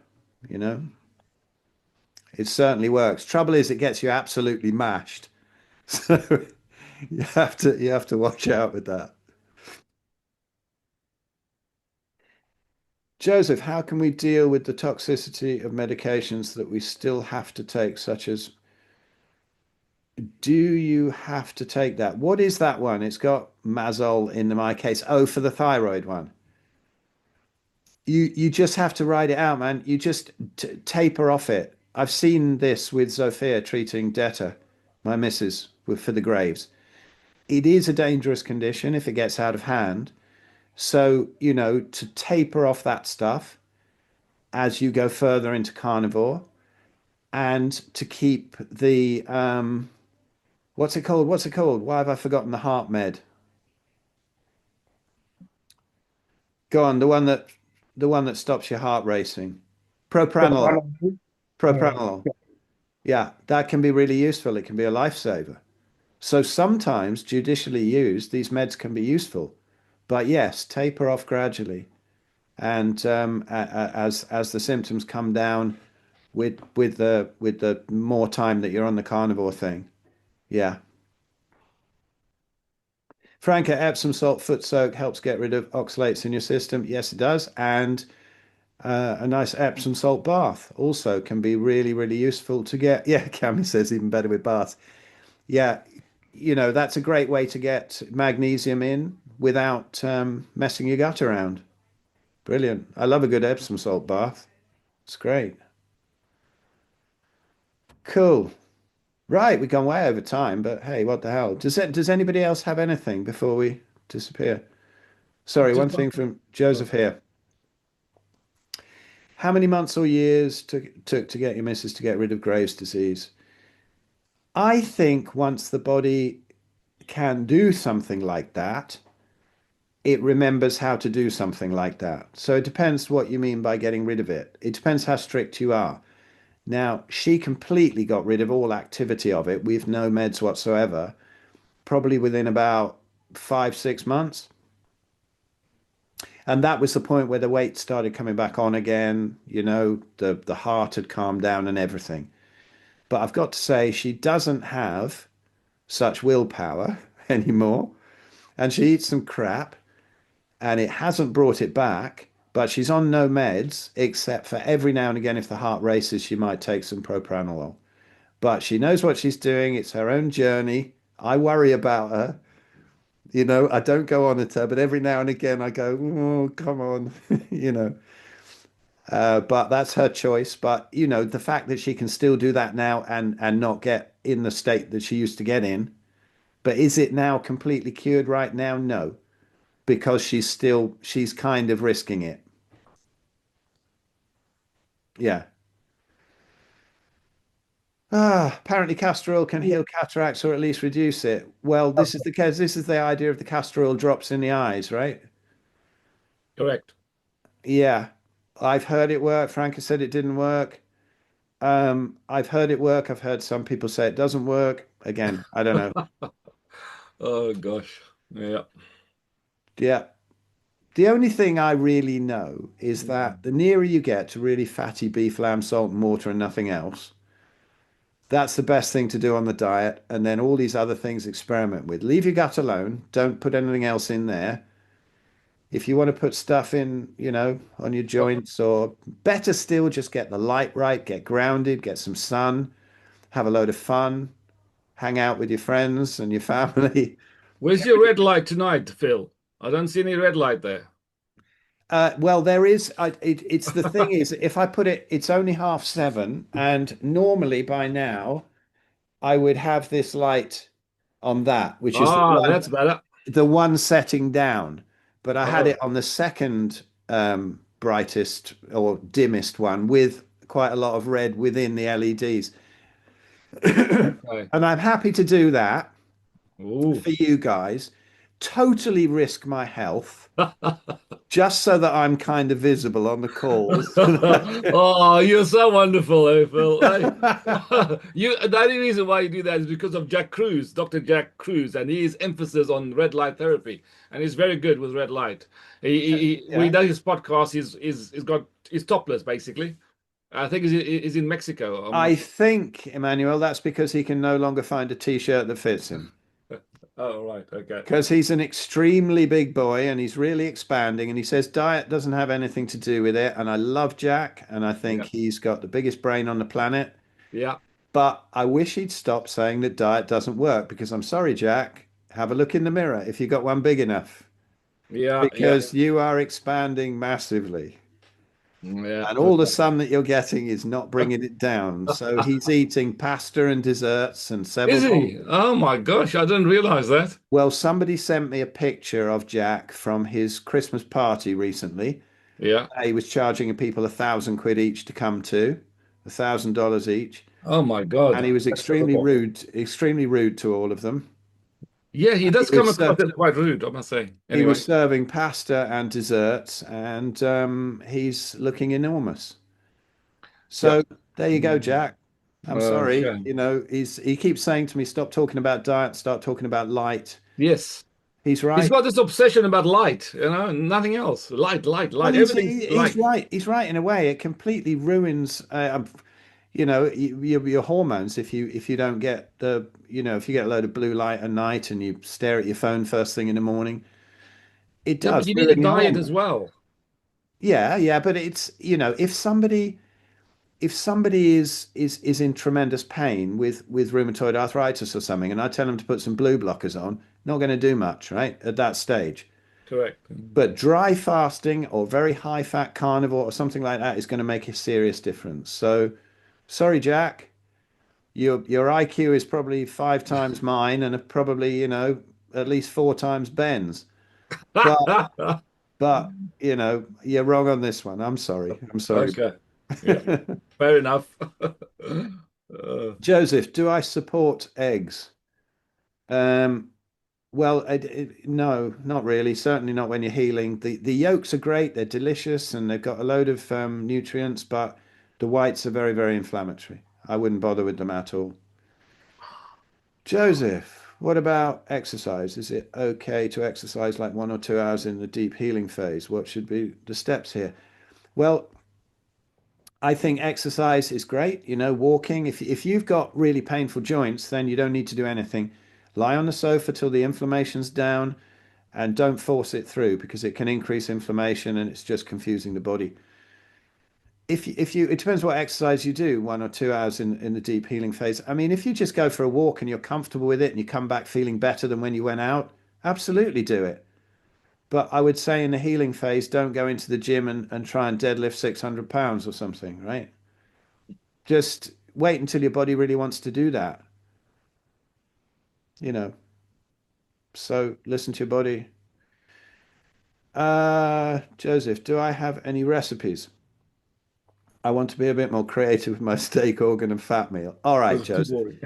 Here I don't have any recipes. People keep saying, why don't you do meal plans or recipes?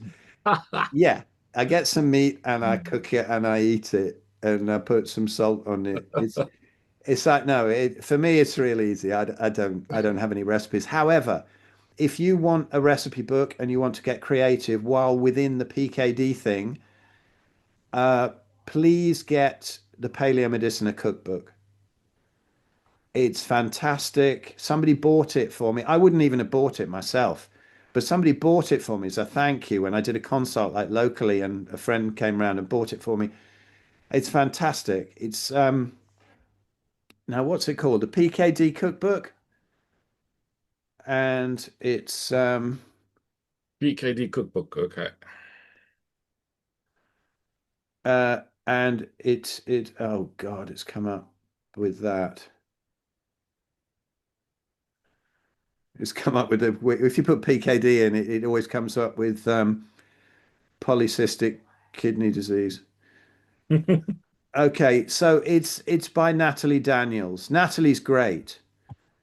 Um, so yeah, look it up. It's really very, very cool. Oh I've got yes. it. You want some more ideas? Natalie Daniels. Is that what it's called? Is it called the PKD cookbook? Oh, I've got Emily Campbell and Oh, Roxine. Natalie Daniels, the 3 million-year-old diet. Okay, look, I can't find exactly where it is, but here's my friends. It is expensive, but here's a link to this is the only one that's Googling for me at the moment. But so that you can see which one it is, that is the cookbook. That's some friends of mine who are stocking it in England, so they've obviously got it over from Hungary and they're distributing it in England. But that, yeah, Natalie's book, fantastic. 60 quid. Okay. I think you might be able to get it in PDF form from Paleo Medicina. Go to Paleo Medicina's website. That's just paleomedicina.com. And they'll have it 248. there. Or have a look on my Facebook and see Natalie. She's in my friends. You can contact her. She's fantastic. An interesting fact about Natalie, she was once employed as a masseuse for Bill and Melinda Gates on their yacht. Oh my God. Oh, excuse me. All And right. she had to sign a non-disclosure form. Oh. I asked her several things about that, like, is Melinda Gates a man? And all sorts of things. I didn't get a definitive answer. But anyway, Natalie's brilliant. Answer is yes. Okay, sorry, Tangi. Terrell asked twice, and yes, I'm sorry about that. I'm seeing these things pop up twice about pain. Is there nothing to be done to lower debilitating pain that will not stop the body from healing? That's a real interesting one. I think for me, I would take two approaches to that when I was in real pain and didn't want to damage the gut, which was basically stuff like EFT and tapping. Um, and I would also use cold thermogenesis.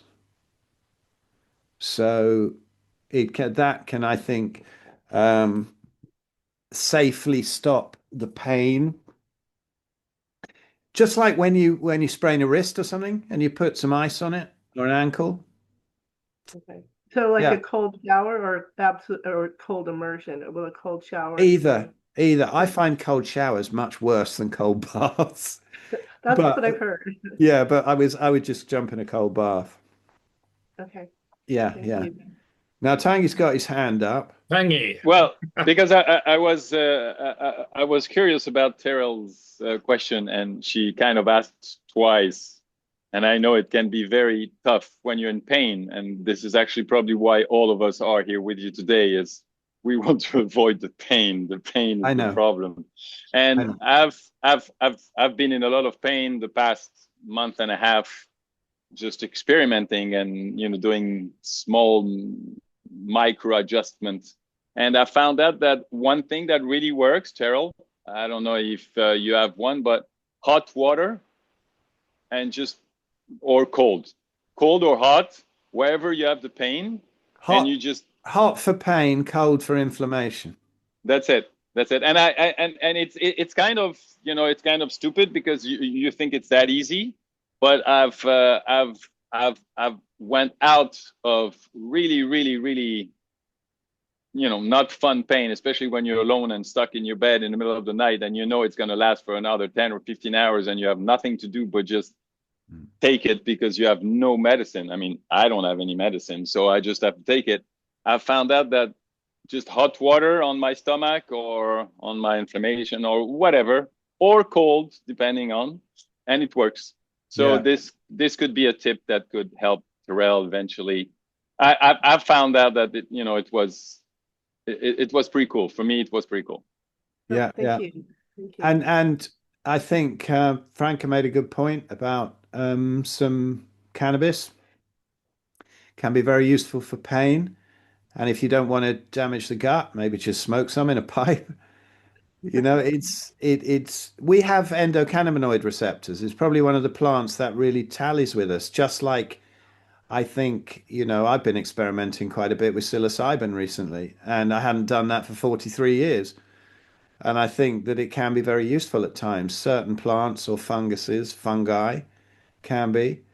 And Joseph says here, what about sauna or Ayurvedic massage with tallow? I mean, I think even Ayurvedic massage with what they usually do it with, which is generally uh, sesame oil, isn't it? They do it Yeah. mostly for Ayurvedic massage, the Abhyangas. Fantastic. Yeah, why not? Great Well, stuff. the advantage, Terrell, is that if you are in pain and it's hell, it's a lot easier to smoke a joint in the middle of the night than going and do a massage. So yeah, take that, keep that little joint with you. I mean, I do smoke. I don't hide it. I smoke because if not, I get bored. Staying 24 hours a day watching the pelicans and the colibri. In And so Mexico. yeah, Are you still in I do. Mexico? Yeah. Tangy. I'm gonna be here as long as I'm not in shape. So it might take Oh, a few years, I guess. But yeah, I'm sticking to sunshine. whatever Dr. needs Cruz. to. Sunshine. Well, I actually no, I completely disagree with Dr. Cruz. And Do you? Why? yeah, because all you need is to go to the sun, and that's it. Just stay in the But sun. that's what he's This is saying. He's saying that as well. Yeah, but forget all the red light and all this stuff. Oh, Just go to the sun and do your diet and do your exercise. But sun is just a part of it, okay. just a part of it. And if Cruz thinks that it's all of it, I completely disagree because I can see the effect of the sun yes, it does you a lot of good when you wake up in the first thing in the morning and you go to the sun. Yeah. Your morning will be different. Definitely, I agree with you. But at the end of the day, it's the same thing with meat. If you eat the right meat and if you do the right exercise at the right time, like for example, right now I feel very, very weak because I had a lot of pain, for the past 15 days. I know I cannot walk on the beach. Now, maybe some people will go, no, you have to exercise. You have to go and walk on the beach. Yeah, but if I go and walk on the beach, I come back home and for about 4 or 5 days, I'm laying down in my bed and I cannot do anything because my nervous system is just out. So pain to me is my nervous system who's telling me, Tanguy, you did something wrong. Think about it. And the advantage of the carnivore diet that I felt is that once you eliminate everything from your life and you're just on beef, water, and salt, and you have some pain somewhere, it's a lot easier to actually understand the pain of your body and then trying to adjust it. And once that pain's gone, I've seen some things that I've never seen before in my life, and I have pain, but it's like I have that pain. I feel like I'm dying. And like Phil says, once the flush is out or once the inflammation's gone or whatever, it just goes and it doesn't come back. But Tanguy, like, why are you in so much pain when you're on the perfect human diet of beef, salt, and water? That's exactly why. Why is that?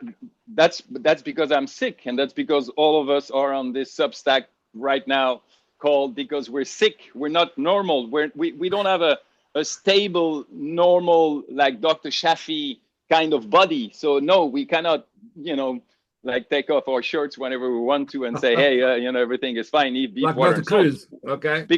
Because when you're sick, and that's what I felt, when you're sick, your body actually needs to heal from something. But the thing is, when you've been like for 50 years or more on, like different diets, and I've tried everything, like Frank has said, as you tried everything. You try supplements, you try this, but then you add so many things in your life and you don't know why you have a pain. Now, if I do have a pain, I know it's either because of the meat or my bile, or it's something simple. So I adjust it, the pain goes away, and I know it's not going to come back, and that pain is gone. And if it comes back, it's probably because I'm doing another mistake again, so I have to think about it, and I'm like, okay. And this is when the joint and the smoking or whatever is very good, because it just calms the nervous system. And instead of overthinking, I just look at the sea and I just take a little bit of sun and a little bit of water and I just wait. And if I am patient enough and I'm strong enough to wait for a whole day or a whole night for the pain to go, yeah, there's just a miracle that happens. Miracles. And I'm an extreme guy. I live on excess. I don't know what it is not to do something when something happens. I don't know. I'm learning. And it's crazy how it works. So if Terrell has a lot of pain somewhere, just try. It's not easy. And I know, because I know what pain is and I hate pain. I'd rather die than have pain. But if you can try to understand what the pain is and try to calm down that pain, and once it's calmed, it's gone. It's gone. It can be the teeth. It can be the hand. It can be the eye. The toe. It works. Also, it can be the toe. But also, see, and sorry, Phil. Sometimes it doesn't have anything to do with the pain that you're having. But the other day, I had an inflammation in my teeth and in my and it wasn't my teeth or it was just my body that was inflamed. So once the inflammation went, probably because of a flush or something, everything disappeared, and I was walking on the beach as it had no pain. And the day before, I thought I was going to die, but I didn't take anything. So if you don't take anything, and if you just let your body tells you, hey, you're doing something wrong, you don't want to do it, keep on doing what you do, you're going to fuck yourself up and you're going to die, and it's going to be harder and it's going to be tougher and the pain is going to go. But when you're simple and there's nothing more in your life, if you are able to erase that pain, it won't come back. And to me, that's the beginning of a reconstruction, and that's the beginning of the repair of the body, and that's only the beginning. Yeah, but sometimes it But comes one back day again. after the other. Comes That's back what, again. if it comes back again, it's Yeah. because you didn't change the thing that you're supposed to Yeah. change, and you Yeah. didn't Okay. simplify what you're supposed to simplify. Okay, All right. Taggy, listen, Joni, Ah. I've seen your question there, okay? And Joni, I've seen it about the fluid, and I'm coming to it in a sec. All right, I've seen it, don't worry. Thanks, Tangy. Taggy and Emmanuel, look, and anybody with pain, this is something that I forgot, but this is something that I used to do. When I would have pain that was like so bad, and it was mostly my left knee, that was so bad at rest, it was almost suicidal. You know, it was horrendous. And I would just lie there and say, right, just give me more. Give me more of that pain. I'm listening. What is it? What is the problem? You know, like a crying child, instead of going, shut up, it's like you give them a hug and you go, what is it? You know, Exactly. explain to me.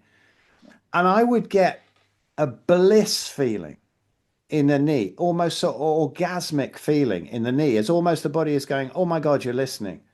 Yeah. You know, and sometimes it would give you a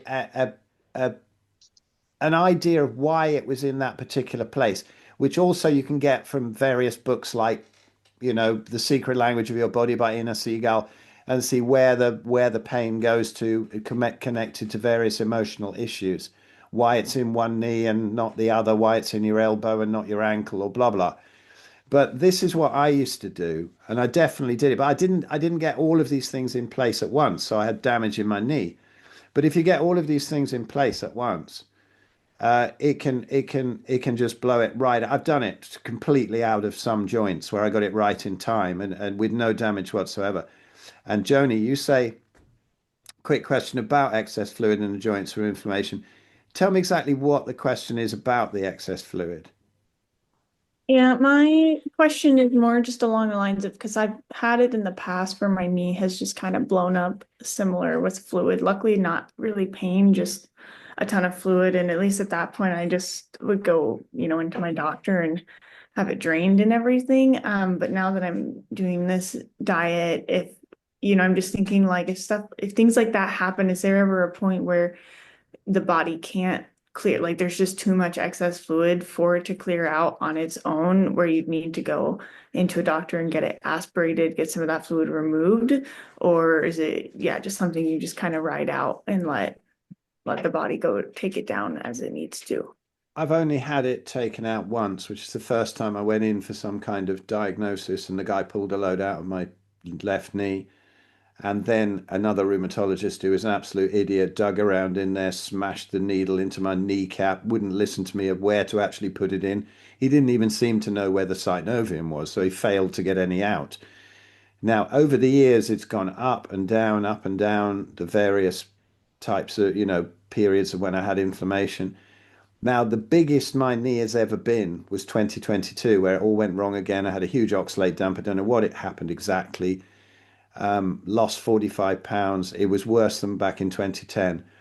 I had absolute faith in the diet. It took me 3 months to get out of it, whereas it took me 3 years before. But that knee was massive. I mean, massive. It was ridiculous. It looked like a football. It's fine now. I never had it drained, put it that way. And that was so much fluid, I thought it might even burst through the skin. The body's just doing what it needs to do. That's all. Don't worry about it. It'll go down. There's probably a load of healing stuff in there, in that fluid. Otherwise, the body wouldn't produce it. It's probably mopping up a load of oxalates and then taking them out more safely. Whatever it does. But don't worry. If you could have seen the size of my knee and the fact that it's fine now, you'd go, yeah, all right. I mean, I think if they'd have put a needle in, the syringe would have actually burst and the plunger would have hit them in the eye if they tried to aspirate it at that time. And I would never go near a rheumatologist for any money in the world ever again. But don't worry, the body sorts itself out. It does. I mean, I've heard in just like in researching too, the typical like, oh, well, if it swells and it stays that way for a long time, it's going to stretch out, the ligaments or the syno, like just all that stuff in there. You need to get it out as quick as possible. So at least in the past, that's where my head was at. But now I'm seeing it a little bit differently, but just wanted to get some clarification there. Stretching out the synovium, I don't think is any problem at all. It always returns. However, letting it go on for too long by mucking about with plants, losing confidence, taking drugs, that kind of thing can thicken the synovium, which is much more difficult. I've definitely got that, and that is what actually stops the range of movement in my knee. There's nothing wrong with the cartilage or bone. If you x-ray, it looks fine, but it doesn't bend properly and it doesn't straighten properly. And that's to do with me leaving it too long with the synovium. So yes, but just the fact of stretching it, no. But wherever your starting point, the best thing you could do is just stay as strict as possible. And when the body's figured out, you know, how many toxins it needs to get rid of, that the knees will go down. You'll be cool. It'll be fine. Don't worry. Being Completely how to right. deal. Oh, okay. How to deal with whenever you feel bad, maybe nauseous or very, but I think that is because of the same process. How do you deal with it when you feel down or yeah? But it's because I guess it's because of the cleanness processing. So what did you do before, or what did you say to other people to do? When you feel down, or you said down or Yeah, nauseous. down or bad, or you feel that, yeah, how to describe? Maybe nauseous. Um, maybe you feel okay. Pain is one, but the other one could be nauseous or maybe down. Yeah, more on that side. I think all of these things, yep, see you later, Journey. I think all of these things just disappear at the same time or get less at the same time because it's all part of the thing. It's like I used to get really, really depressed and I thought, oh God, I'm depressed because my joints are so bad. And then I would realize that I would start to feel that depression before a flare of the joints. I think, okay, hang on. Right. It's all down to the same thing with the leaky gut. But then again, we're all educated um, to think that life has always got to be absolutely perfect and we've always got to be happy all the time. And I think that what is that expression that, a smooth stone or something has had a load of battering from the sea or something. It's some crap like that. But anyway, I think that we do most of our growing at times of adversity, whether it's physical or financial or whatever. So I wouldn't always think that in this particular realm you've always got to feel happy. It doesn't always happen like that. I like the expression that what's his name? Jeff Foster, he's a non-dual teacher, and he had this great expression once that was accept everything. And if you really can't accept something, accept that too. And I think that's great because you're just accepting that you're freaking out at the time. What the hell? You can put so many levels of freaking out onto one level of freaking out that it becomes a horrible, great cycle. So, to just kind of chill out and accept what's going on. And if you're in a bit of a panic, you just go, what the fuck? It doesn't matter. It will pass. Everything passes. When I think of how suicidal I've been at times when the pain's been the worst, and what amazing times I've had since then, it does. It just stuff changes and stuff just passes. That's why I called the book Arthritis the best thing that ever happened to me. Because I think I really would have still the emotion, the emotional maturity of a 16-year-old if I hadn't had that horrible experience from 48 until about 50 years old. And now at 63, I am still incredibly immature, but I don't think emotionally immature. I still would love to just sit around all day, talk about willies and bottoms and stuff. What? This is just me. I never grew up and I never will. but emotionally, I think that it really, really healed me. And that's the time that I became an adult. And, you know, I can still talk nonsense with my kids or anybody who wants to talk nonsense, but I don't freak out all the time anymore about stuff. It's called Just PMA. don't get any more pain, Phil, so that you can still be It's, immature and kiddish. Phil, it's called PMA, positive mental attitude. Yeah, there you go. There you go. Yeah, that's it. Right, guys. Okay. Stop smoking, please, Tangy. Thank you. Good night.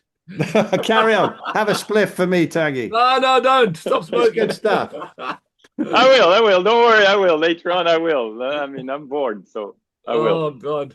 All right. Well, lots of love to all of you, and see you next time. Thank you, Phil. Very nice. Very Bye, nice Tangy. again. Thanks a lot. See you, everybody. Ciao, May the force be with you. Bye-bye. Definitely.